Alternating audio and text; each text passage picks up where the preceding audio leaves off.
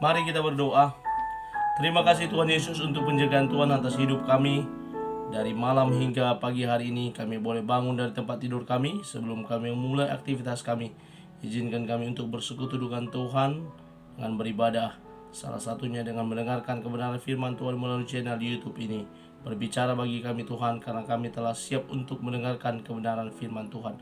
Dalam nama Yesus kami sudah berdoa dan mengucap syukur. Amin. Shalom ibu bapak saudara terkasih dalam nama Tuhan kita Yesus. Semangat pagi. Bertemu kembali di channel Rionando Butar-Butar dalam khotbah 5 menit aja atau 5 untuk renungan harian. Renungan pada hari ini saya ambil dari kitab Mazmur pasal 16 ayat yang pertama. Demikian kesaksian firman Tuhan. Miktam dari Daud. Jagalah aku ya Allah, sebab padamu aku berlindung. Jagalah aku ya Allah.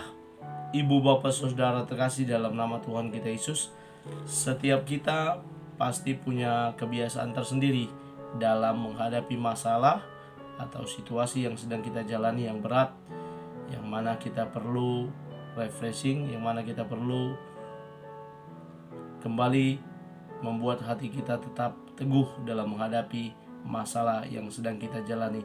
Ada beberapa kebiasaan dari teman saya, kalau dia sedang bersedih dia makan terus. Yang lain kalau dia bersedih dia langsung pergi refreshing, cari tempat yang indah-indah, ke pantai, ke pegunungan untuk membuat hatinya kembali tenang.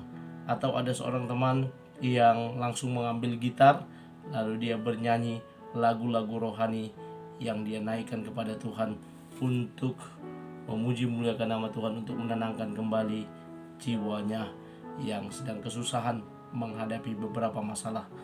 Ibu bapak saudara terkasih dalam nama Tuhan kita Yesus, dari kebiasaan beberapa teman tersebut, dan saya kira Raja Daud juga dia memiliki kebiasaan yang sama. Ketika dia menghadapi masalah, situasi, maka yang dia lakukan adalah bernyanyi dan dia berdoa kepada Tuhan. Dikatakan Miktam dari Daud. Miktam merupakan suatu nyanyian syukur yang dinaikkan oleh Daud, suatu nyanyian yang dinaikkan sebagai bentuk dari mazmur, pujian yang disampaikan oleh penulis mazmur. Dan dalam nats ini sangat jelas dikatakan Miktam dari Daud, bahwa ini adalah mazmur dari Daud.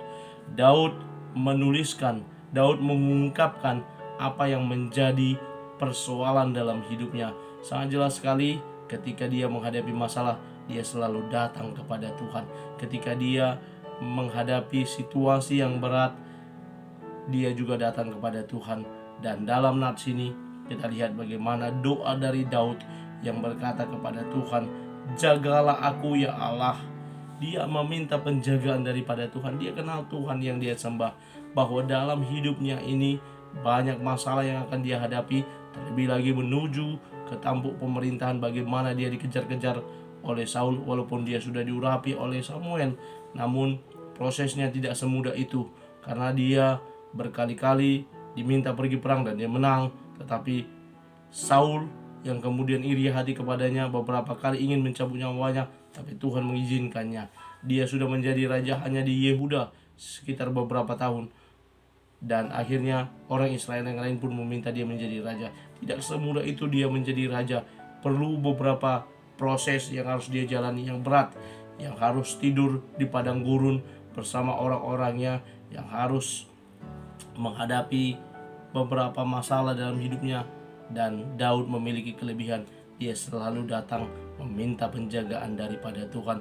Dan dia katakan di akhir dari nats ini, sebab padamu aku berlindung. Ada suatu pengharapan yang dinaikkan oleh Daud, bahwa ketika dia meminta penjagaan daripada Tuhan, pada Allah, benar itu alamat yang tepat. Karena Allah tidak pernah terpejam, dia tidak pernah terlelap dalam menjaga kita.